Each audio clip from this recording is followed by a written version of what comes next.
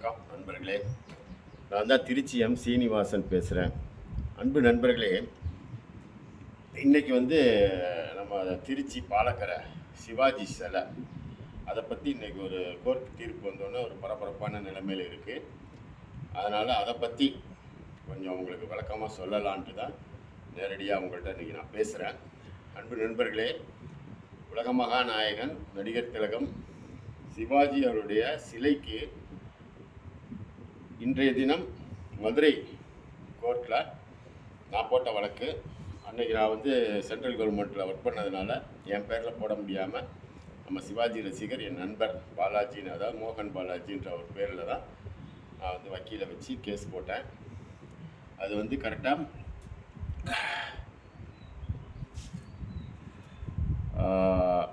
2018 போட்டேன்.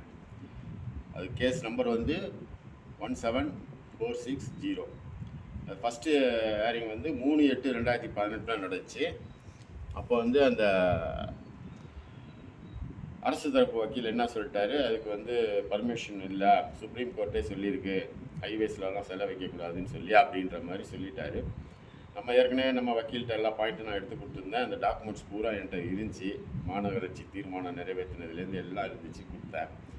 அது இல்லாமல் இதை சொன்னேன், அந்த சுப்ரீம் கோர்ட் ஆர்டர் கேரளாவில் வந்துச்சு தீர்ப்பு. அது எப்போ வந்துச்சுன்னா, நம்ம சிலை 2011 கரெக்டாக மார்ச் மாதம் வைக்கிறோம். சிலை வச்சது கரெக்டாக சிலை வைக்கப்பட்டது பிப்ரவரி 23, 2011 பாலக்கரை ரவுண்டானாவில் வச்சது. அந்த டேட்டுக்கு அப்புறம் தான் அந்த தீர்ப்பு வந்துச்சு. அதனால் அது நமக்கு செல்லாது. அதையும் சொல்லியாச்சு, எல்லாம் இருந்துச்சு. கேஸ் நடந்துச்சு, 5 வருஷமாக கேஸ் நடந்துச்சு. கிட்டத்தட்ட 6வது வருஷம் இது. இப்போ ஸ்டார்டிங்கில் இந்த தீர்ப்பு வந்திருக்கு. இது வரவு இன்னைக்கு எல்லாரும் அதை பற்றி பரபரப்பாக பேசுகிறாங்க. அது கோரிக்கை வைக்கிறாங்க, அவருக்கு சிஎம்க்கு வைக்கிறாங்க, அவருக்கு வைக்கிறாங்க, இவருக்கு வைக்கிறாங்க. ஆனால் இதே சிலை 14 வருஷமாக மூடி கிடந்துச்சு, கேட்பாரிட்டு கிடந்துச்சு. நாங்கள்லாம் என்னென்னமோ இது பண்ணோம், எங்களால் முடிஞ்சதெல்லாம் பண்ணோம். பட் நிறையா அதை பற்றி அரசியல் தலைவர்கள்லாம் ரொம்ப பெருசாக எடுத்துக்கல. இதை செய்கிறோம் அதை செய்கிறோன்னு சொல்லி வாய்க்கிலியாக பேசினவங்க அந்த சிலைக்காக ஒன்றும் பெருசாக பண்ணல. ஆனால் இன்றைக்கி என்னென்னமோ சொல்கிறாங்க. சொல்லிட்டு போட்டோம், அதை பற்றி நான் ஒன்றும் இல்லை, அது அவங்களோட உரிமை, சொல்லட்டும், நான் வேணான்னு சொல்லலை. ஆனால் இந்த சிலையை மரியாதைக்குரிய இன்னைய அமைச்சர் கே நேரு அவர்கள் 2010 லாஸ்ட்டில் திருச்சியில் நாடக கலைஞருடைய ஆண்டு விழா, அதுக்கு சிறப்பு விருந்தினராக இவர் போனவர். அங்கே போயிட்டு பேசியிருக்காரு, இந்த மாதிரி நான் திருச்சியில் சிவாஜிக்கு சிலை வைப்பேன் அப்படின்னு. அதை பத்திரிகைக்காரன் போட்டால் நாங்களாம் பத்திரிகையில் படிச்சுட்டு தான் அதுக்கப்புறம் ஒரு நாள் ஃபிக்ஸ் பண்ணி நம்ம திருச்சி நண்பர்கள் சிவாஜி ரசிகர்கள்லாம் சேர்ந்து தான் போய் திருச்சி தில்லை நகரில் அவரோட அலுவலகம் இருக்குது. காலகத்தாலே போயிட்டோம். 7:30 மணிக்கெலாம் போயிட்டு 8 மணிக்கெலாம் அவரை பார்த்துட்டு சால்வையெல்லாம் போட்டுட்டு தேங்க்ஸ் சொன்னோம். அவர் சிலை நான் ஆர்டர் கொடுக்குறேன், கொடுத்து சீக்கிரம் திறந்துடலாம் அப்படின்லாம் சொன்னார். சரின்னு சொல்லிட்டு நாங்கள் அப்புறம் 2-3 தடவை தொடர்ந்து அவரை பார்த்துட்டே இருந்தோம். ஏன்னா அவர் கொஞ்சம் அசால்ட்டாக இருந்துடக்கூடாதுன்னு சொல்லிட்டு. அதுக்கப்புறம் சிலை செய்ய சொல்லிட்டேன், கொடுத்துட்டேன் ஆர்டருன்னு சொன்னார். அதுக்கப்புறம் அது ஒரு நண்பர் மூலமாக நான் கண்டுபிடிச்சேன் எங்கே கொடுத்துருக்கேன். ஏன்னா அவர்கிட்ட போய் கேட்க முடியாதுல்ல, எங்கே சார் கொடுத்தீங்க, நாங்கள் போய் பார்க்கணுன்னா அதெல்லாம். அதனால் நான் கண்டுபிடிச்சிட்டு அதுக்கப்புறம் சுவாமி மலையில் ஸ்ரீகண்ட ஸ்தபதின்னு ஒரு பெரிய மகான், அவர் அற்புதமாக சிலை செய்கிறவர், அவர்கிட்ட தான் கொடுத்துருக்காங்கிறத கண்டுபிடிச்சிட்டு நாங்கள் ஒரு நாள் வேன் எடுத்துக்கிட்டு எல்லாம் போனோம். போயிட்டு பார்த்துட்டு அவரே சொன்னார், சிவாஜி ரசிகர்கள் இவ்வளோ ஆர்வமாக வரீங்க, உண்மையாலுமே ரொம்ப சந்தோஷம்னாரு. அதன் பிறகு ஒரு கொஞ்ச நாள் கழித்து மறுபடியும் ஒரு தடவை போனப்பெல்லாம் செஞ்சிகிட்டு இருந்தார். அது நான் சொல்கிறதெல்லாம் அந்த இயர் எண்டில், 2010 எண்டில். அதுக்கப்புறம் 2011 ஆரம்பத்தில் ஒரு ஜனவரி பிப்ரவரியெல்லாம் ரெடி ஆகிடுச்சு சிலை. ஜனவரியிலே ரெடி ஆகிடுச்சு. அதுவும் அப்புறம் ஒரு தடவை பார்க்க சொன்னார். நாங்களாம் போய் பார்த்துட்டு வந்தோம். சிலையை அங்கேருந்து கொண்டு வராரு, சுவாமி மலையிலேருந்து அனுப்பி விட்றாரு. இங்கே கலைஞர் அறிவாலயத்தில் தான் இறக்குறோம். நண்பர்களுக்கெல்லாம் நான் ஃபோன் பண்ணி எல்லாம் அங்கே நின்று இறக்கி அறிவாலயத்தில் தான் அந்த சிலையை இருந்துச்சு கொஞ்ச நாள். அதன் பிறகு பாலக்கரை ரவுண்டானாவை சூஸ் பண்ணி ஒரு நாள் நைட்டு, அப்போ நான் சொன்ன டேட்டு 23 பிப்ரவரி 2011 நைட்டு நல்லா டிராஃபிக்லாம் முடிஞ்சதுக்கப்புறம் ஒரு 10-11 மணிக்கு மேலே கிரேனை வச்சு கொண்டு வந்து சிலையை வந்து ஸ்தபதி வந்தார். வந்து அது அந்த இந்த சைடு ஜங்ஷன் சைடு பார்க்குற மாதிரி சிலையெல்லாம் நிறுவி எல்லாம் பண்ணாச்சு. பண்ணி அதற்கப்புறம் வேலை விறுவிறுன்னு நடக்குது. கமல் வராரு, ரஜினி வராரு, அப்படி இப்படின்னு KN நேரு சொல்கிறாரு. நான் இப்போ பேசியிருக்கேன், வருவாங்க திறப்புலாக்கு அப்படி இப்படின்னாரு. பட்டுன்னு பார்த்தீங்கன்னா கலைஞர் என்ன பண்ணிட்டாரு, திருச்சியில் மாநாடு போடு, எலெக்ஷன் வருது, அந்த வேலையை பாரு, நம்ம ஜெயிச்சு வந்ததுக்கப்புறம் சிலையெல்லாம் திறந்துக்கலாம்னு சொல்லிட்டாரு இருக்கு. அவர் அதுக்கப்புறம் அங்கே போயிட்டார், அந்த வேலையை பார்க்க போயிட்டார். இங்கே அதுக்குள்ளே ஒரு வாரத்தில் தேர்தல் தேதி அறிவிச்சிட்டாங்க, திறக்க முடியாமல் போயிடுச்சு. ரொம்ப வருத்தம் எனக்கெலாம். அதன் பிறகு என்ன ஆயிடுச்சு, ஜெயலலிதா ஆட்சிக்கு வந்தாங்க. வந்த உடனே மாநகராட்சி தேர்தலை அனௌன்ஸ் பண்ணிட்டாங்க. அதனால் எதுவுமே போய் நம்ம சிலையை பற்றி ஒன்றும் பேச முடியல. அதுக்கப்புறம் ஒரு வருஷம் கழித்து கரெக்டாக பொங்கல் டைமு நான் போய்ட்டு ஜெயலலிதா அம்மா வந்து இங்கே வந்தாங்க, ஸ்ரீரங்கம் வந்தாங்க. வரும்போது நான் என்ன பண்ணிட்டேன், மனுவெலாம் ரெடி பண்ணிக்கிட்டு ஸ்ரீரங்கத்தில் போயிட்டு உடனே அங்கே ஏர்போர்ட் வராங்க. அந்த டைமில் நான் போயிட்டு ஏர்போர்ட்டில் போயிட்டேன். அங்கே OPS இவங்க செங்கோட்டையன்லாம் ஒரு குரூப்பாக வரும்போது அவங்கள்ட்ட போய் சொன்னேன், இந்த மாதிரி ஒரு இது கொடுக்கணும் அவங்கள்ட்ட அப்படின்னு. வாங்க அப்படின்னு அவங்களோட என்னை கூட்டிகிட்டு போயிட்டாங்க உள்ளே. அந்த 2 பக்கமும் சவுக்கு கட்டியிருக்காங்க, எல்லாம் நிற்கிறாங்க. லாஸ்ட்டுக்கு போயிட்டாங்க. அந்த கேட்டுக்கிட்ட நிற்கிறோம், கார் வருது. வந்தோடனே அப்புறம் அவங்கள்ட்ட மனுவும் கொடுத்துட்டேன். யாருமே அன்றைக்கி மனு கொடுக்கக்கூடாதான், நம்ம அதிர்ஷ்டம். அவர் ஒன்றும் சொல்லலை, அவங்க கொடுக்க சொன்னாங்க, அவங்களும் வாங்கிட்டாங்க. அதன் பிறகு அவங்க என்ன பண்ணாங்க, அவங்களோட இதெல்லாம் பார்த்துட்டு அது என்னன்னு பாருங்கன்னு சொல்லிட்டாங்க போல். உடனே அப்போ வந்து மாநகராட்சியோட மேயர் வந்து ஃபஸ்ட்டு வந்து KN நேரு வந்து சில நிறுவும் போது மாநகராட்சி தீர்மானம், அப்போ வந்து சுஜாதா அவங்க தான் மேயராக இருந்தாங்க, காங்கிரஸ்காரவங்க. திமுக ஆட்சி அப்போ முடிய போகிற நேரம் தான். அவங்களோட இதில் தான் அதெல்லாம் வச்சுருக்கேன், நான் காட்டுறேன் உங்களுக்கு. அவங்க தான் அதில் வந்து அப்ரூவலாக கொடுத்து எல்லாம் பண்ணது. அதன் பிறகு நான் ஜெயலலிதா அம்மாட்ட இதை கொடுத்தோன்னா அவங்க என்ன ஸ்டெப் எடுக்கும்போது, அப்போ ஜெயான்னு ADMKக்காரவங்க தான் ஒரு லேடி, அவங்க தான் வந்து இங்கே மேயர். அவங்கள வச்சு இந்த தீர்மானம்லாம் மறுபடியும் புதுசாக நிறைவேற்ற சொல்லி எல்லாத்தையும் நிறைவேற்றி அது கலெக்டரேட்லாம் போயிட்டு கலெக்டரோட சைனோட தான் எல்லாமே போகுது. திருச்சி நெடுஞ்சாலைத்துறை இன்ஜினியர் அவரும் ஒரு லெட்டர் எழுதுகிறாரு சென்னைக்கு, ஸ்டேட் ஹைவேஸுக்கு. குடிநீர் வாரியம் அந்த மினிஸ்ட்ரிக்கு தான் அது போகும். அங்கே போய் கையெழுத்து ஆகிடுச்சுன்னா ஓகே, சிலையை திறக்கலாம். அது போச்சுங்க, போய் அப்படியே உட்காந்துச்சு. இவங்க கார்பரேஷன்லேருந்து நான் தந்தி வேற கொடுத்தேன் இந்த அம்மாவுக்கு. நான் ஒரு 200-300 தந்தி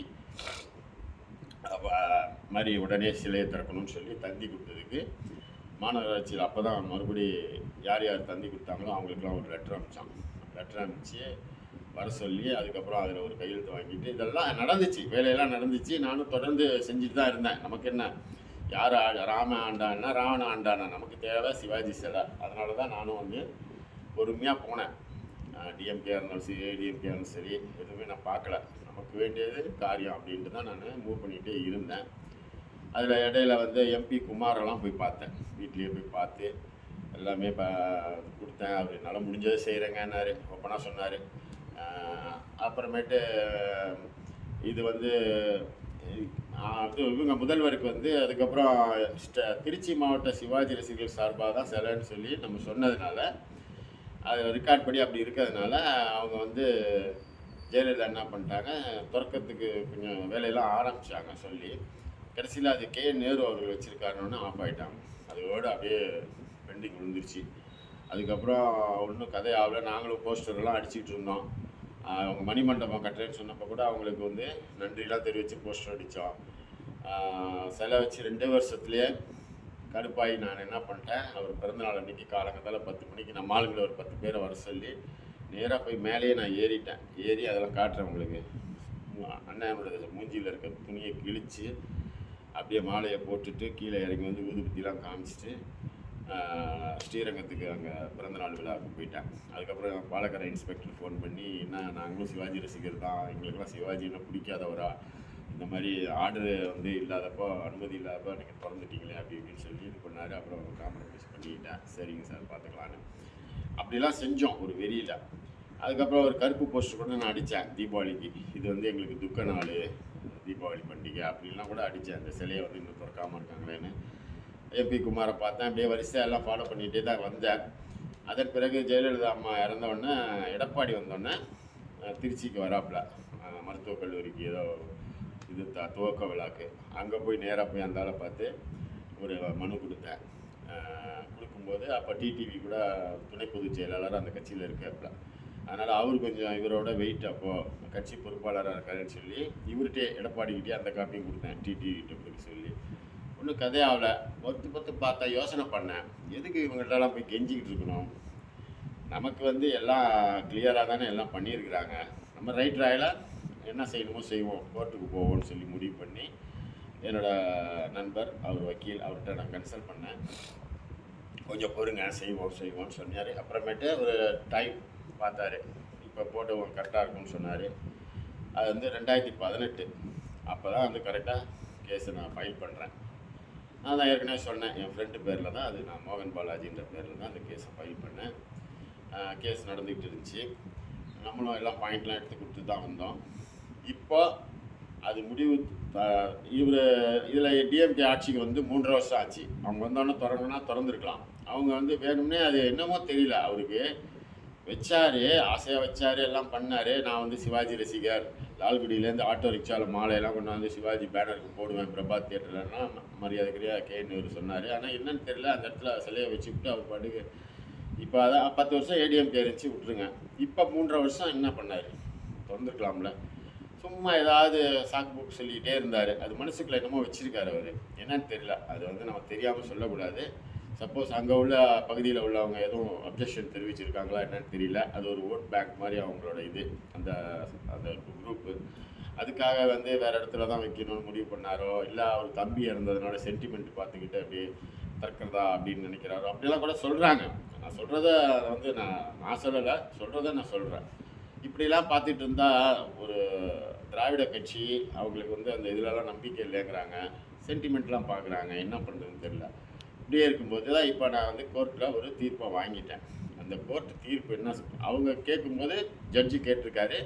அதுக்கு இப்போ உள்ள அரசு தரப்பு வக்கீலும் ஒரு சாதகமாகவே பதில் சொல்லலையாம். இல்லை அங்கெல்லாம் எந்த பர்மிஷனும் இல்லை அப்படின்ற மாதிரியும் ரசிகர்களாக வச்சுட்டாங்கன்ற மாதிரியும் சொல்லியிருக்காரு. அதுக்கப்புறம் நம்ம தரப்பு வக்கீல் வந்து அதில் பாருங்கள், டாக்குமெண்ட்ஸ்லாம் வச்சுருக்கோம், சப்மிட் பண்ணியிருக்கோம், மாநகராட்சி தீர்மானம்லாம் நடந்திருக்கு. ஏற்கனவே ஒரு பீரியட் அவங்க டிஎம்கே இருந்தப்பவும் அதன் பிறகு ஏடிஎம்கே வந்தோடனும் அந்த மேயர் மூலமாகவும் எல்லாமே நடந்திருக்கு, எல்லாமே இருக்குது பாருங்கள் அப்படின்னோடனே அதை படிப்பா அப்படின்னு சொல்லியிருக்காரு ஜட்ஜி, அந்த லாயரை, அந்த அரசு தரப்பு வைக்கல. அதே படி, ஏதாவது லெட்டர் இருக்காமல் படித்து காட்டு அப்படின்னு இருக்காரு. அப்புறம் என்னப்பா பர்மிஷன் இல்லைன்னு, இல்லை சார் இது வந்து சுப்ரீம் கோர்ட் சொல்லியிருக்கு, சாலையிலலாம் சிலைகள்லாம் வச்சு டிஸ்டர்ப் பண்ணாதீங்கன்னு. அது இருக்கட்டும் அப்படின்னா, இது மாதிரி ஸ்டேட் ஹைவேஸ் தானே அது, நேஷனல் ஹைவேஸா அது? இல்லை ஸ்டேட் ஹைவேஸ் பர்மிஷன் தான் இல்லை சார் அப்படின்ட்டு இருக்காரு அவர் வக்கீல். சரி அப்படின்னா ஸ்டேட் ஹைவேஸ் பர்மிஷன் இல்லைன்னா என்ன பண்ணுறது? அது வாங்கணும். அது வாங்கலைன்னா அப்புறம் நீங்கள் வேறு எங்கேயாவது முக்கியமான இடத்துல, ஒரு சுற்றுலாத்துறை மாதிரி உள்ள இடத்துல வச்சாலும் சரி, முக்கியமான இடத்துல, அதுவும் வார்த்தையை கொடுங்க, முக்கியமான இடத்துலன்னு சொல்லிட்டாரு, அங்கே வைங்கன்னு சொல்லியிருக்காரு. இப்போ நான் சொல்கிறேன், ஓப்பனாக சொல்கிறேன், இப்போ அமைச்சருக்கு இன்னொரு மனசு வைக்க மாட்டார். வச்சார்னா ஸ்டேட் ஹைவேஸ் யார் கையில் இருக்குது? மாநில நெடுஞ்சாலைத்துறை யார்கிட்ட இருக்குது? இவங்க திமுக ஆட்சியில் தான் இருக்குது. அவங்க மரியாதைக்குரிய சிஎம் திரு ஸ்டாலின் அவர்களுடைய கீழே தான் அதெல்லாம் இருக்குது. ஒரு 5 நிமிஷம் 10 நிமிஷம் கூட ஆகாது, கையெழுத்தை போடுங்க அப்படின்னா வேலை முடிஞ்சிடும். ஏன்னா இன்றைக்கி மரியாதைக்குரிய கலைஞருக்கு சிலை வந்து டிவிஎஸ் டோல்கேட்டில் இப்போது சமீபத்தில் முக்கியமான சாலை, அது 4 ரோடு பிரிகிற இடத்துல, அந்த இடத்துல ஒரு டர்னிங், அந்த சோறையே இடிச்சிட்டு கொஞ்சம் உள்ளே தள்ளி அப்படி அந்த மூலையில் ஒரு சிலை வச்சுட்டாங்க. அவங்களுக்குங்கும் போது இவ்வளோ வேகமாக செய்கிறாங்க. நடிகர் திலகம் சிவாஜி யார்? அவங்க அப்பாவோட ஃப்ரெண்டு தான். ஒரு தமிழன், ஒரு சுதந்திர போராட்ட வீரர்களை கண்ணு முன்னாடி கொண்டாந்து நிறுத்தின ஒரு மாபெரும் கலைஞன். உலகத்திலே அவரை மிஞ்சுறதுக்கு நடிகர் கிடையாது. நல்லபடியாகவும் டீசெண்டாக வாழ்ந்தவர். அந்த நல்ல மனிதனுக்கு ஒரு சிலைக்கு இன்றைக்கி மரியாதைக்குரிய ஸ்டாலின் நினச்சாருன்னா ஒரு நிமிஷம் அந்த ஸ்டேட் ஹைவேஸ் கையெழுத்தை வாங்கி அதே இடத்துலையே அப்படியே திறந்துடலாம். மனசு அவங்களுக்கு வரல அப்படிங்கிற பட்சத்தில் ஒன்றுமே நம்ம செய்ய முடியாது. தூங்குறவங்களை எழுப்பலாம், தூங்குற மாதிரி நடிக்கிறவங்களை எழுப்பவே முடியாது. அதனால் அவங்க வந்து வேற எங்கேயா வைக்கணும்னு முடிவு பண்ணி அதில் வந்து ரொம்ப அடமண்ட்டாக இருந்தாங்கன்னா தயவு செஞ்சு சத்திரம் பேருந்து நிலையத்தில் பெருந்தலைவர் காமராஜர் சிலை இருக்குது, அதுக்கு பக்கத்துலேயே இடம் இருக்குது, அந்த இடத்துல அவரோட சிலையை வைங்க, தயவு செஞ்சு வைங்க. வேறு எங்கேயும் வச்சிடாதீங்க. சங்கிலியாண்டபுரம்லாம் ஒரு லோக்கல் ஏரியா, ஒரு ரவுடிஸ் ஏரியா. அந்த இடம்லாம் கன்ஜஸ்டடு, அப்படியே குப்பை கூலமாக இருக்கும், பண்ணியாக வளர்த்துட்டு இருப்பானுங்க அந்த ஏரியாவில். அண்ணன் வாழ்ந்த வீடுனா அது வாடகை வீட்டில் கொஞ்ச நாள் வாழ்ந்தார், அவ்வளோதான். அதுக்காக அங்கே போயெல்லாம் வச்சு யார் பார்ப்பா? அங்கிட்டலாம் வரவன் போகிறவன், அந்த பக்கம் வரவன் போகிறவன் தான் பார்ப்பான், பப்ளிக்லாம் யாரும் பார்க்க முடியாது. சத்திரம் பேருந்து நிலையத்தில் பெருந்தலைவர் காமராஜர் சில பக்கத்தில் வைக்கிறதுனா வைங்க, ஒரே சான்ஸ் தான். இல்லாட்டி இப்போ இருக்கிற இடத்துல அப்படியே நீங்கள் ஸ்டேட் ஹைவேஸோட பர்மிஷனை மட்டும் வாங்கிட்டு தரங்க, ஒன்றும் பிரச்சனை கிடையாது. அதெல்லாம் வந்து அங்கேருந்து நீங்கள் எடுத்து தான் ஆகணுன்ற மாதிரிலாம் வந்து தீர்ப்பு வரல. இதுதான் ஸ்டேட் ஹைவேஸோட அப்ரூவல் இல்லை, அதுதான் அவர் ஜட்ஜி சொல்லியிருக்காரு. அது நீங்கள் நீங்களே வாங்கிட்டீங்கன்னா நீங்களே திறக்கலாம். சப்போஸ் அங்கே நீங்கள் நான் சொன்ன மாதிரி அந்த ஒரு சமுதாயத்துக்காக ஓட்டுக்காக நீங்கள் அந்த இடத்துல சிலை வேணான்னு சொல்கிறாங்கன்றதுக்காக நீங்கள் எடுக்கணும்னு நினச்சிங்கன்னா சத்திரம் பேருந்து நிலையத்தில் பெருந்தலைவர் காமராஜர் சிலை பக்கத்தில் தயவு செஞ்சு வச்சுருங்க. உங்களுக்கு வந்து ரொம்ப புண்ணியமாக போகுது. இந்த சிலையை பற்றி நிறையா உங்களுக்கு யாருக்குமே சரியாக தெரியாமல் நம்ம பாட்டுக்கு ஆர்ப்பாட்டம் பண்ணோம், நாங்கள் வந்து கற்றுனோம், இது பண்ணோம், அது பண்ணோம். நானும் தான் போனேன், மூஞ்சியை பிடிச்சி கிழிச்சி விட்டு மாலையை போட்டு வந்தேன் 2 வருஷத்தில். அதுக்கப்புறம் இத்தனை பேரை நான் பார்த்தேன். ஆனால் அதுக்கெல்லாம் பிரயோஜனமே இல்லையே. கேஸ் போட்டதுனால இன்றைக்கி ஒரு முடிவு காலம் வந்துச்சு. இந்த கேஸ் மட்டும் நான் போடலைன்னு வச்சுங்க, தயவு செஞ்சு தப்பாக நினைக்காதீங்க. அந்த சிலை அப்படியே தான் நின்றுக்கிட்டே இருந்திருக்கும், யாரும் எந்த ஆட்சி வந்தாலும் திறக்காது. இன்னொரு 10 வருஷம் ஆயிடுச்சுன்னா, ஏற்கனவே 14 வருஷம், இன்னொரு 10 வருஷம் போச்சுன்னா அந்த சிலை வீணாக போய் அதுக்கப்புறம் ஆட்டோமேட்டிக்காக அதுவே கீழே விழுந்துடும். வெறும் கிம்பின்னு தெரிஞ்சு அப்படியே விழுந்துடும். நல்ல வேலை நான் மனசுக்குள்ளே ஒரு வைராக்கியம் வச்சேன், இதுக்கு ஒரு முடிவு தெரிஞ்சாகணும், டூ ஆர் டை அப்படின்ட்டு தான் நான் வந்து கேஸை ஃபைல் பண்ணி அது நல்ல நடத்தி முடிச்சிட்டேன். 5 வருஷம் 6 வருஷம் ஒரு தீர்ப்பும் வாங்கிட்டேன். இப்போ சிலை வந்து ஒரு சமயம் அந்த இடத்துல இல்லாட்டியும் வேறு எங்கேயோ ஒரு முக்கியமான இடத்துல திருச்சியில் இருக்குன்றது ஒரு ஊர்ஜிதப்படுத்திட்டேன். அதுக்கு ஒரு கேரண்டி வாங்கி கொடுத்துட்டேன் கோர்ட்டு மூலமாக. இதில் நான் வந்து ரொம்ப சந்தோஷப்படுறேன். அவரை பற்றி நிறையா நான் வந்து டிவிடிஸ்லாம் போட்டு புகழை பற்றி அடிக்கடி நான் சொல்லிகிட்டு இருந்தாலும் இந்த திருச்சி சிலையும் அவர் என்னமோ எனக்கு மனசுக்குள்ளே சொன்ன மாதிரி இருந்துச்சு. என் நண்பர்கள்லாம் கேட்டாங்க, என்ன நீலாம் இருந்துக்கிட்டு இப்படி பார்த்துக்கிட்டு இருக்க, எத்தனை வருஷமாக இந்த சிலை இப்படி இருக்கும், என்ன அவருக்கு என்ன அவர் என்ன அவ்வளோ சீப்பாக போயிட்டாரா, அப்படி அவமானப்படுத்துகிறாங்க, இதுக்கெல்லாம் ஏற்பாடு பண்ணக்கூடாதான்லாம் கேட்பாங்க நண்பர்கள். நான் மனசுக்குள்ளே நினைப்பேன், விடக்கூடாதுடா, ஏதோ ஒரு முடிவு பண்ணுவோம், எடுத்து தான் ஆகணும். யார்ட்டையும் போய் நம்ம கேட்கக்கூடாது, கெஞ்சக்கூடாது. அவன் பாட்டு இந்த செய்கிறேன்னு சொல்லிட்டு செய்ய மாட்டானுங்க. இதுதான் ஒரே வழி, எதுக்கு இருக்குது கோர்ட்டு, பார்த்துக்கலான்னு சொல்லி தான் நான் போயிட்டு இன்றைக்கி ஒரு முடிவை கொண்டு வந்துட்டேன். அது வந்து என்னோட ஒரு தனிப்பட்ட ஒரு சிவாஜி மேலே உள்ள பிரியம் பாசமாக இருந்தாலும் உங்களுக்கு நீங்களும் அந்த மாதிரி ஒரு ரசிகர்கள் தான். எல்லாருக்குமே அந்த உணர்வு இருக்கிறதுனால ஏதாவது ஒருத்தர் தானே பூனைக்கு யார் மணி கட்டுறதுன்னு சொல்லுவாங்களே, அது மாதிரி யாராவது ஒருத்தர் எடுத்து செய்யணும்ல. அதுதான் மனசு வேணும், செய்யணும். செஞ்சதுனால இன்றைக்கி ஒரு பலன் கிடச்சிருக்கு. இது நல்லபடியாக அந்த சிலை வந்து திருச்சியில் இருக்கும். அதே இடத்துல இருந்தால் ரொம்ப ரொம்ப சந்தோஷம். ரொம்ப கையெடுத்து உங்களை கும்பிட்டுக்குவேன் ஆளுங்கட்சியை. சப்போஸ் வேறு வழி இல்லாமல் அந்த இடத்துலேருந்து நீங்கள் எடுத்திங்கன்னா, நான் ஏற்கனவே சொன்ன மாதிரி சத்திரம் பேருந்து நிலையத்தில் பெருந்தலைவர் காமராஜர் சிலைக்கு பக்கத்துலேயே அவரை கொண்டு போய் தயவு செஞ்சு வச்சுருங்க. உங்களுக்கு கோடி கும்பிடு. இதுதான் என்னோட இன்றைக்கி ஓப்பனாக உங்கள்கிட்ட எல்லாத்தையும் சொல்லணும்னு சொன்னேன். அதுக்கான என்னென்ன முயற்சி எடுத்தேன்றதெல்லாம் நான் உங்களுக்கு இப்போ ஃபோட்டோஸில் கம்ப்யூட்டரில் காட்டுறேன். பார்ப்போம் வாங்க. இதுதான் இந்த சிலை சுவாமி மலையில் செஞ்சு கலைஞர் அறிவாலயத்தில் வந்து வச்சுருந்தது புதுசில். அப்படியே எப்படி இருக்குது பாருங்கள், இவ்வளோ அருமையான சிலை. இப்போவே கொஞ்சம் வீணாக போன மாதிரி தான் இருக்குது, மழையிலையும் அதுலேயும் வெயிலையும் நான் காஞ்சி. இவர் தான் மோகன் பாலாஜி, என்னுடைய நண்பர்னு சொன்னேன்ல, சிவாஜி ரசிகர், ஃபோட்டோகிராஃபர். நான் வந்து ரயில்வேல இருந்ததுனால அவர் பேரில் கேஸ் போட்டேன் மதுரையில் போட்டு இன்றைக்கி நம்ம அந்த தீர்ப்பு வாங்கியிருக்கோம். இவர் தான் மோகன் பாலாஜி. சிலை திறக்க போகிறாங்க அப்படின்னோடனே அந்த சிலை அங்கே பாருங்கள், சிலை வந்து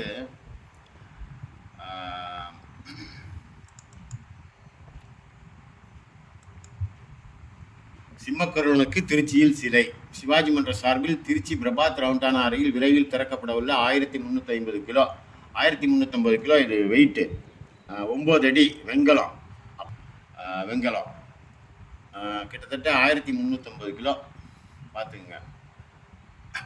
நம்ம சிவாஜி மன்றம் சார்பாக வைக்கிற மாதிரி தான் வச்சது. இதை தான் நான் நிற்கிறேன் பாருங்கள். எல்லாம் அன்றைக்கி நைட்டு வைக்கிறோம். சுவாமி மலையிலேருந்து அந்த ஸ்தபதி வந்துட்டார், கிரேனில் வச்சு இறக்கி வைக்கிறோம்.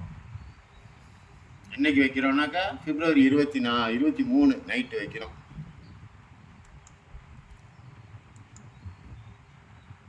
அப்புறம் 2 வருஷம் கழித்து பொறுமையாக பார்த்துட்டு இருந்தேன். திறக்கலைன்னொன்னே கடுப்பாயிட்டு நான் போய் என்ன பண்ணிட்டேன், அதுக்கு முன்னாடி என்ன பண்ணிட்டேன், 2 வருஷம் முடிஞ்சோடனே ஒரு துக்க போஸ்டர் அடித்தேன்.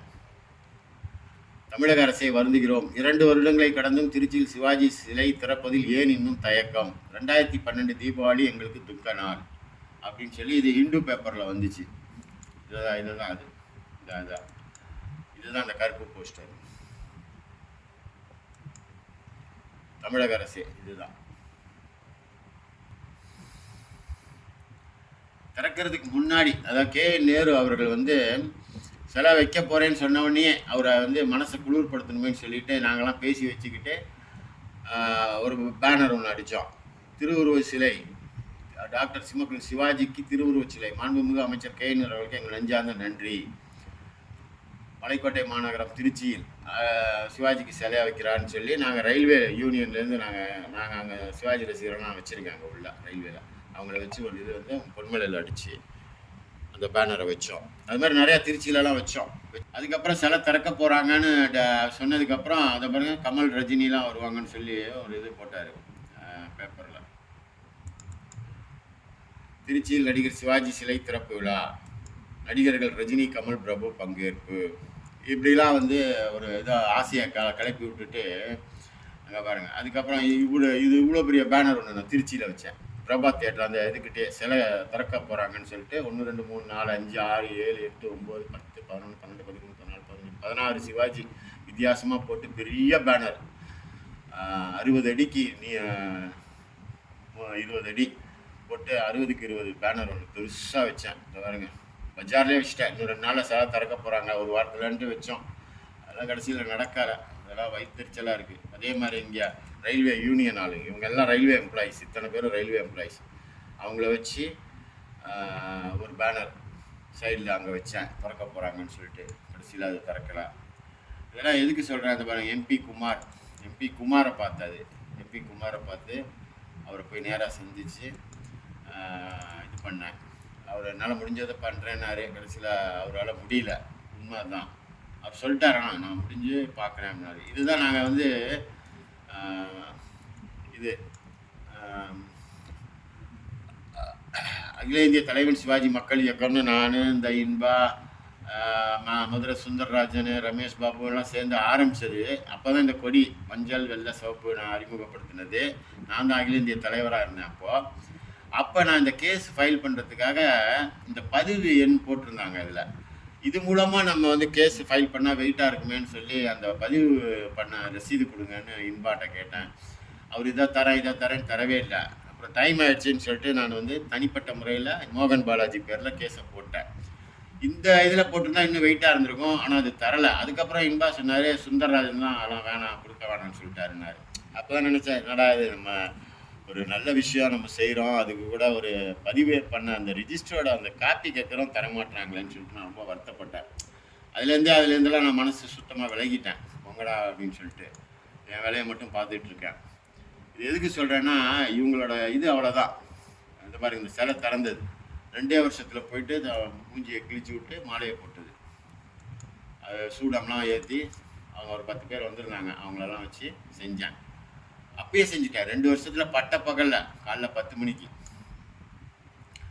அதுக்கப்புறம் கலெக்டரை பார்த்தது மறந்துட்டேன். கலெக்டரை போயிட்டு இவங்க மரியாதைக்குரிய ஜெயஸ்ரீ, இவங்க தான் இப்போ கலெக்டர். அவங்கள போய் பார்த்து பேசும்போது அவங்க சில இதெல்லாம் கொஞ்சம் வெயிட் பண்ணுங்க, நான் இதெல்லாம் கேதர் பண்ணிக்கிட்டு விஷயம்லாம் என்னன்னு கேட்டுட்டு சொல்கிறேன்னாங்க. அப்புறம் சொன்னாங்க, இந்த மாதிரி அந்த சென்னை பர்மிஷன் வராமல் இருக்க, அது வந்ததுன்னா பரவாயில்லையே அப்படின்ற மாதிரி சொன்னாங்க.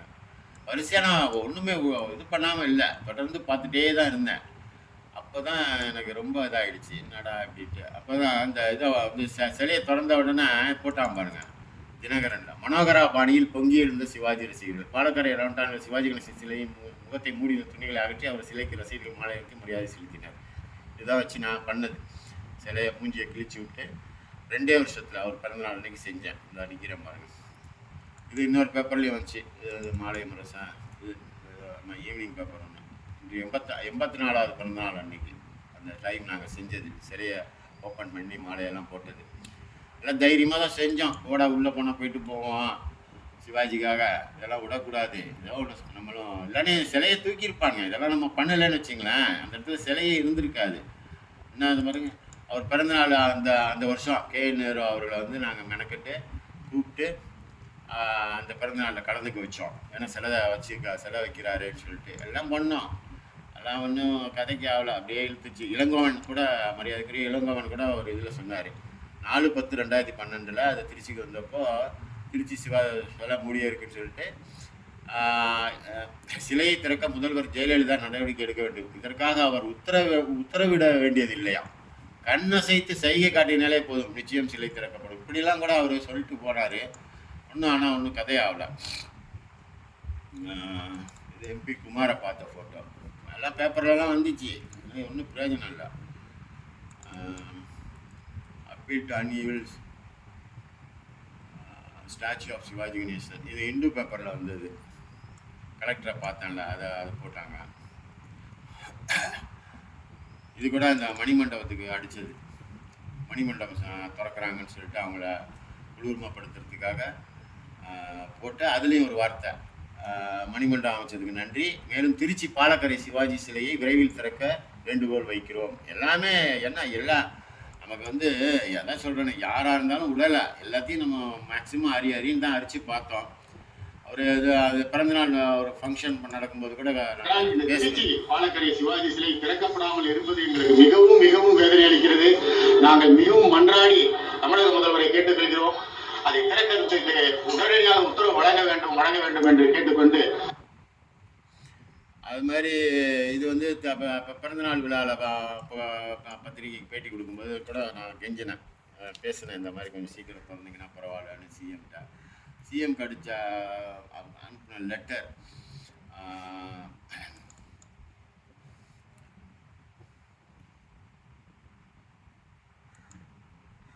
3/10/2012 ஒரு கடிதம்,